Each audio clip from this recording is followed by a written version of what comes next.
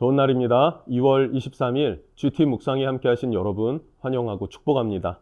오늘은 로마서 16장 17절에서 27절 말씀으로 복음과 예수 그리스도라는 제목으로 하나님 말씀 나누겠습니다. 본문 말씀 함께 읽어봅니다. 형제들아, 내가 너희를 권하노니 너희가 배운 교훈을 거슬러 분쟁을 일으키거나 거치게 하는 자들을 살피고 그들에게서 떠나라. 이 같은 자들은 우리 주 그리스도를 섬기지 아니하고 다만 자기들의 배만 섬기나니 교활한 말과 아첨하는 말로 순진한 자들의 마음을 미혹하느니라. 너희의 순종함이 모든 사람에게 들리는지라. 그러므로 내가 너희로 말미암아 기뻐하노니 너희가 선한데 지혜롭고 악한데 미련하기를 원하노라. 평강의 하나님께서 속히 사탄을 너희 발 아래에서 상하게 하시리라. 우리 주 예수의 은혜가 너희에게 있을지어다.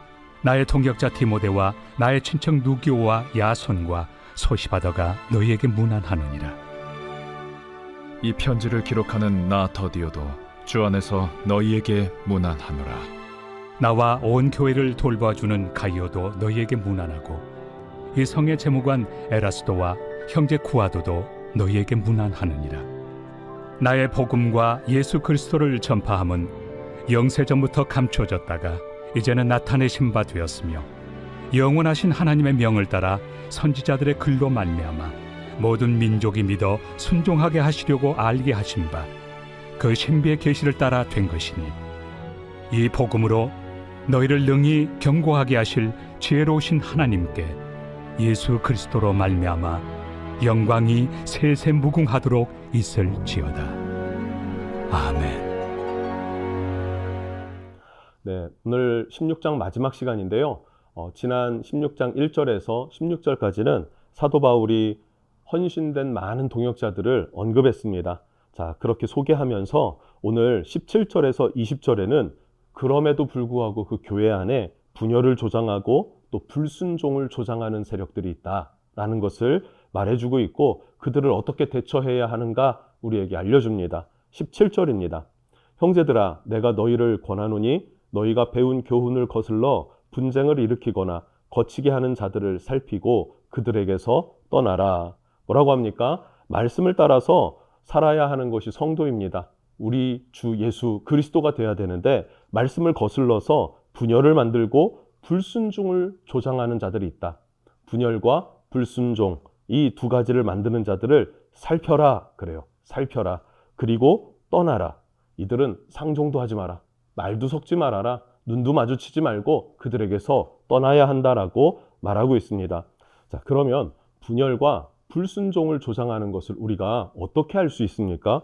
무엇을 살펴보고 어떻게 구분할 수 있을까요? 그것은 바로 18절 말씀에 말해주는데 자기 배를 위해서라 그래요. 자기 배를 채우기 위해 사는 자들이다 이렇게 말해요. 자기 배만 섬기나니. 자, 자기 배만 섬긴다는 게 무엇입니까? 자기 마음대로 자기 뜻대로 교회의 어떤 일들이 관철되기를 원한다는 거예요. 아니에요. 자기 뜻이 아니라 그리스도의 뜻을 따르고 성령의 인도하심을 따르는 것이 교회인 줄로 믿습니다. 그런데 자기 뜻대로 말씀을 거스르는 자들, 그래서 아첨하는 말과 교활한 말로 미혹한다라고 그래요. 아첨의 말, 교활한 말, 중요한 것이 무엇입니까? 언어 습관입니다. 말입니다. 어떤 사람이 계속 대화를 하고 교제를 하고 나도 교제했지만 또 다른 사람도 교제하고 하는 그 모습들을 볼 때 어떤 그 사람은 계속 뭔가의 문제를 만들어서 분열을 조장한다. 그럼 그 사람은 어떻게 됩니까? 어떤 사람입니까? 그 사람 분열을 조장하는 사람이에요. 그런 자들을 살펴야 한다라는 거죠. 살펴야 한다. 자, 그리고 가만히 두면 안 됩니다. 그 사람들은 어떻게 해야 됩니까? 그들은 떠나야 된다. 그들과 멀리하라라고 우리에게 말해주고 있어요. 자, 중요한 것. 그러나 이 가운데에 아직 믿음이 연약해서 분열을 만드는 경우도 있습니다. 그리고 또 반대로 말씀을 거슬러서 믿음이 있는 듯 자기 스스로를 위장하나 실제는 믿음이 없고 하나님의 나라를 분열시키고 그리고 불순종하게 만드는 자들이 있단 말이죠. 이것을 분별해서 품어야 할 자를 품고, 즉 믿음이 연약한 자는 품어주고 기다리고 또 바른 가르침을 줘야겠죠. 그러나 그 안에 있는 마음의 중심이 분열, 자기 뜻, 그리고 자기 배를 위하는 것이라 그러면 어떻게 해야 될까요? 그는 떠나야 합니다. 상종하지 말아야 합니다. 사랑이 없는 거 아닌가? 아닙니다. 그것을 품는 것이 사랑이 아니라 그것을 제거하는 것이 다른 형제들을 보호하는 진정한 사랑이다라고 사도 바울이 말해주고 있다는 것을 우리는 기억해야 합니다. 사실 우리도 상처라는 것들이 있고요. 아픔이라는 것들이 있고요. 때로는 이렇게 치이고 저렇게 치이면서 마음이 지칠 때도 있습니다. 그럴 때 우리 마음에는요, 때로는 불만이 생기기도 하고요, 거리낌이 생기기도 합니다. 이때에 악한 말을 듣게 된다면 우리 안에 악한 마음이 더 불릴 듯 일어나게 될 거예요. 그래서 사도 바울은 선한 데는 지혜롭고 악한 일에는 미련하라 이렇게 얘기를 합니다. 선한 일은 지혜롭게 행하라. 그리고 선한 길을 향하여 지혜를 가져라 라는 것이죠. 선한 길을 향하여 지혜를 가지라. 그러면서 악한 것, 내가 지금 감정적 상태가, 내 정서적인 상태가 어려워 라고 하면은 어떻게 해요? 나의 마음과 생각과 행동을 자제시키고 쉬게 해주는 것, 이것이 지혜로운 것입니다. 그리고 악한 일에 미련하게 되는 것이죠. 그렇죠. 우린 악한 일에 미련하고 선한 일에는 지혜로워야 합니다. 왜냐하면 우리 주님이 곧 오실 것이고 주님이 오셨을 때 원수들을 짓밟고 승리를 주실 것입니다. 그때 우리 주님과 함께 승리하는 자들 되시길 주님 이름으로 축복합니다.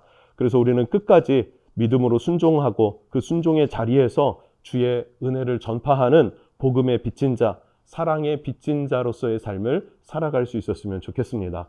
자, 이어서 21절에서 24절에서는요, 고린도 교회 성도들을 따로 구분해서 이들의 문안 인사를 전달하고 있습니다. 왜냐하면 바울은 이 로마서를 고린도에서 기록했거든요. 그리고 고린도 성도였던 베베, 이 베베에게 복음을 전하게 했죠. 이 로마서를 전달하게 했죠.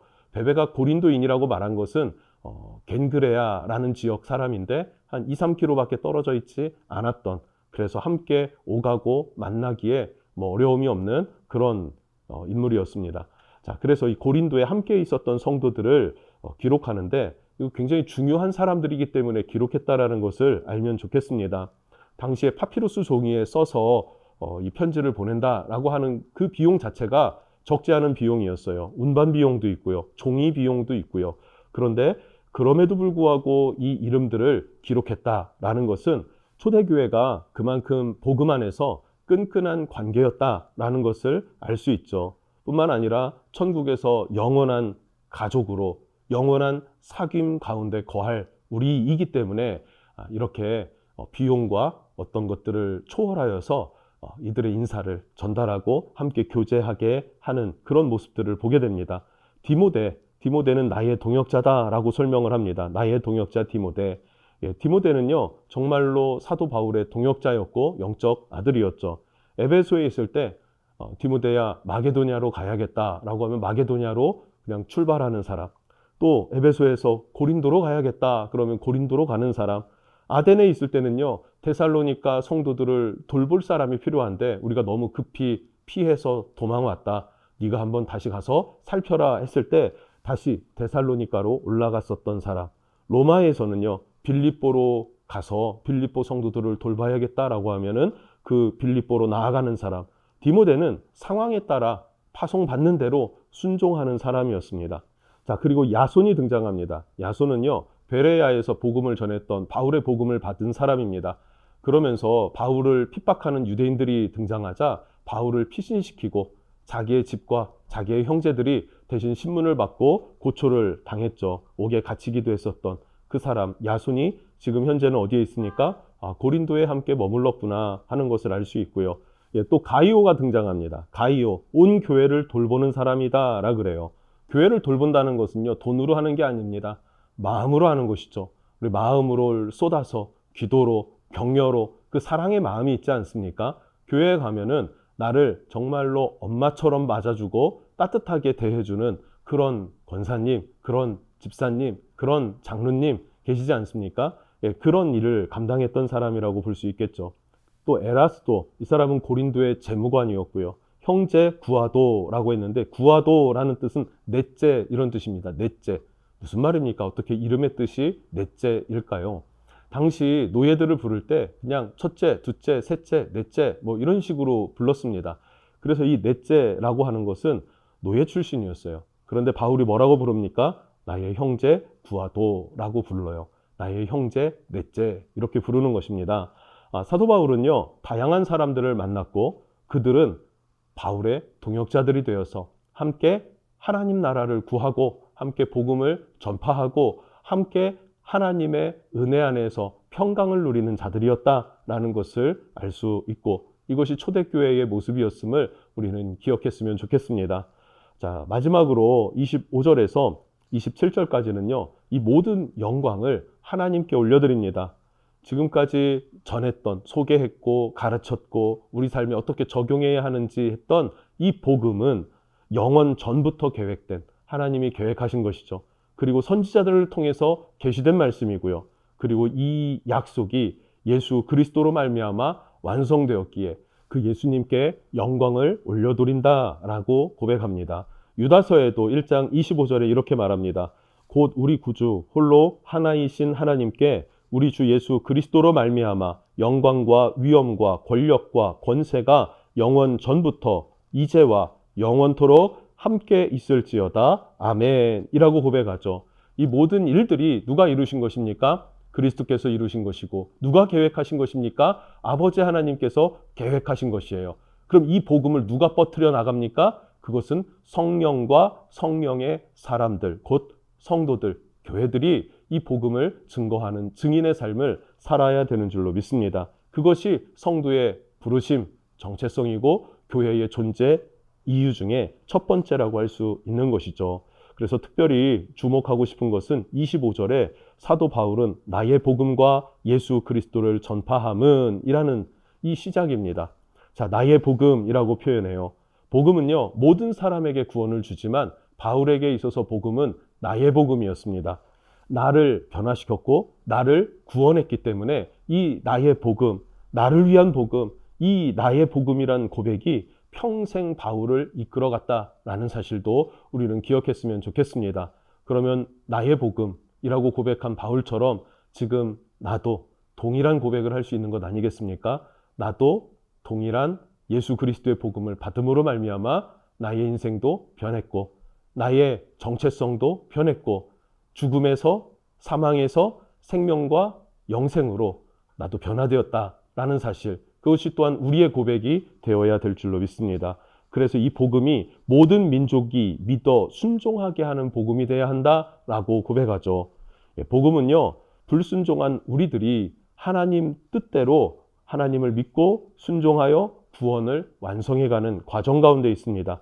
자, 이것은 행위를 말하는 것이 아니에요. 하나님의 소유가 됐고 하나님의 자녀가 되었다. 그래서 우리의 정체성이 바뀌었고 삶의 목적이 바뀌었다는 그런 성도의 정체성을 인식하고 바로 살아가는 삶, 그것이 우리의 삶이 되어야 되는 줄로 믿습니다. 그렇게 모든 민족이 예수를 믿어 예수 앞에 순종하고 그 예수 그리스도의 영광을 찬양하는 그런 날을 우리는 보게 될 것입니다. 이 일에 함께 힘쓰고 애쓰는 저와 여러분이 되었으면 좋겠습니다. 승리하시기를 주님의 이름으로 축복합니다. 기도하겠습니다. 하나님, 복음과 예수 그리스도, 이 복음을 주신 하나님께서는 창세 전부터 계획하셨고 선지자들을 통하여서 계시하여 주셨고 또 예수 그리스도께서 이 복음을 완성하셔서 나의 복음이 되게 하셨고 모든 열방의 복음이 되게 하셨습니다. 이 복음의 열정, 그 열정으로 복음을 전했던 사도 바울의 모습을 통해서 우리도 이 시대의 사도 바울이 되어서 복음을 증거하는 자가 될 수 있도록 축복하시고 인도해 주십시오. 예수님의 이름으로 기도합니다. 아멘.